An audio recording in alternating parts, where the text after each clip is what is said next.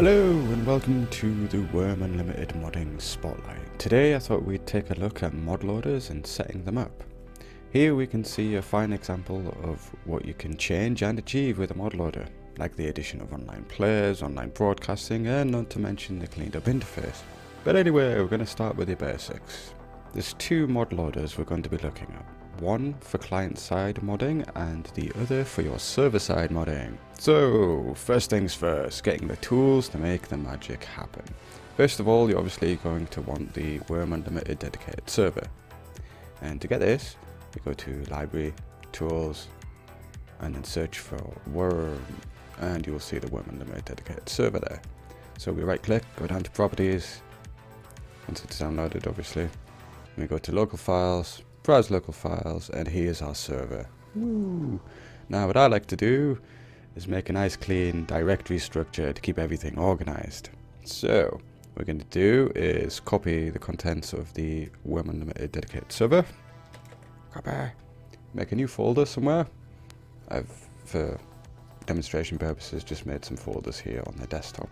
We'll go to Wurm Unlimited servers, and we'll make a new one called Wurm default, and this is where we'll paste the default contents of the Wurm server, and we'll go back and we'll make a new one called Wurm mod loaders loader.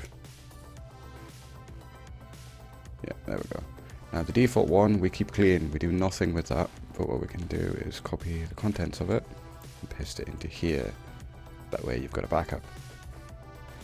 So if you make any mistakes or whatever, it doesn't matter, you can just start again.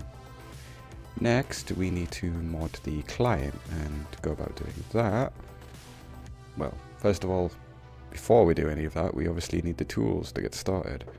So first of all, we need our client mod launcher. Go ahead and download that right here. Then we'll need the WurmServerModLauncher. So scroll down and download this one here.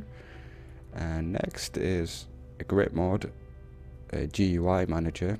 That's outstanding, that is a must-have for your server-side mod loader. And next, while downloading all of that goodness, you may want to take a look at some of the other mods that people have made. Yeah. Anyhow, once you've downloaded those, personally I like to make another folder, Wurm Unlimited mods, and put all of the client side mods in here and all of the server side mods in here. So like I was about to start before, we'll start by modding the client. So go over to games, and then we've got our Wurm Unlimited game right here. We right click, go to properties, browse local files, and then it's the Wurm launcher. And what we simply do is go back to our client, get the mod launcher for the client, copy those files, and paste them into there. As you can see, I've already done that. And a good note that you'll have to do is take a look at the patcher. Now what I like to do with any bat file is edit it. No, I don't like to keep the other one there. Yeah, edit it and just add pause to the end. That way we can see what's going on. So when we double click the patcher, you'll see a nice notification saying client is now patched, and you just press any button to continue. So that's the client part done, and what that means is any mods that you make or want to download, you just put into the mods folder here. So why this is a good thing is we can go to somewhere like packs, graphics, and say we wanted to change the way the graphical user interface looks. That's easily done in here. Now, you may be thinking, well, I don't really want to edit the core files. I want to add them, so hence the mod loader. Instead of changing them all in there, we can just make it a cool mod and put them into the mods directory without changing the native files, which is awesome. So, next we'll go on to adding the mod loader for the server. And that's as simple as going over to where we extracted our server, go to mod loader here, and here's our clean one. Now go back to where we downloaded, hang on, let me just close some of these, we don't need all of them open. Back to where we we've got our mod loader. We copy the contents of the mod loader and put them into our server. Way, as simple as that.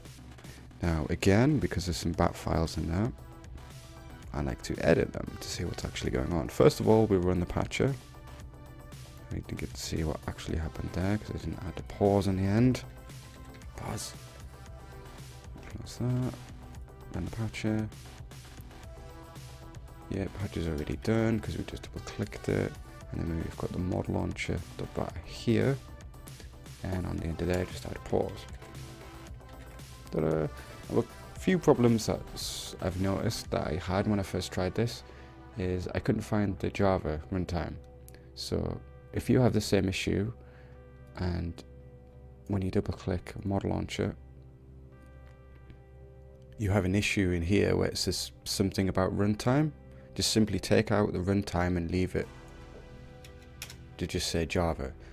Another one that I had was with the optimized string here, and it wouldn't run for whatever reason with that optimized string, so I took that out and saved it.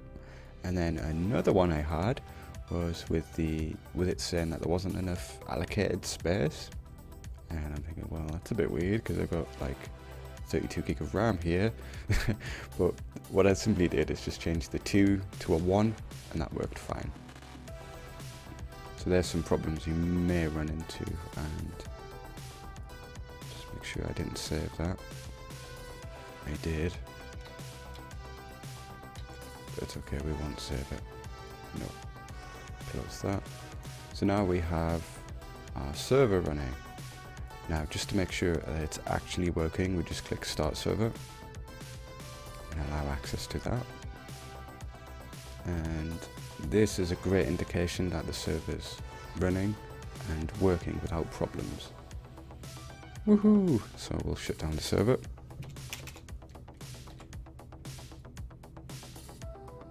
Give it a couple of seconds while it shuts down. So next is our mods and installing them. Now, when you download some mods, they will be disabled right here, and instead of messing around with settings of the mods in here, there's a cool mod that someone's made. Where is it? Mods, server. Yeah, the GUIManager. This is outstanding. We'll copy this and put that into our mod loader. The mod section, paste that in there, and yeah, you'll notice that some are disabled, but what you can do to enable them is rename the end part where it says disabled and make it properties. But because of this cool mod that someone's made, what we can actually do is start up a server again once that's loaded in the patched version. And on the end here, you will see mods. And here's a list of all the mods that we've got at the moment. So if you wanted the bag of holding, you can literally just click enable, and that's enabled the mod, which is cool. Instead of going into mods and then renaming them all like that. See how it's changed it to properties. Obviously, another thing is most mods come with settings that you can change. Like in here, we've got a couple of settings here. Now, instead of coming into here and changing all of that, we can just edit it all in here, which I think is amazing. Saves so much time. But another thing you're thinking, well, I'm not really sure what this spell difficulty means, so you may want to go back into here and edit it to just read up on it, but you don't necessarily have to do that, because when you hover over something, it will give you the description of what it does, which is amazing. So once you've selected the mods that you want to enable, so I've just had the bag of holding on there, for example, and I don't know, the crop mod, that's a pretty good one. We'll go back over to, yeah, we need to restart. We'll close all of this down, open it back up. What I do is make a shortcut, say to your desktop or something, instead of coming back into here all the time. And then now we can just double click this to run it. And then now It's a clear indication to make sure everything's worked. You just simply click Start Server, allow access to this, and boom, that's it working. Now, at the moment, I'm running on my local PC, but as a quick test just to make sure that this is actually working, we'll go over to Steam. No, not that. Go over to Steam. Play again.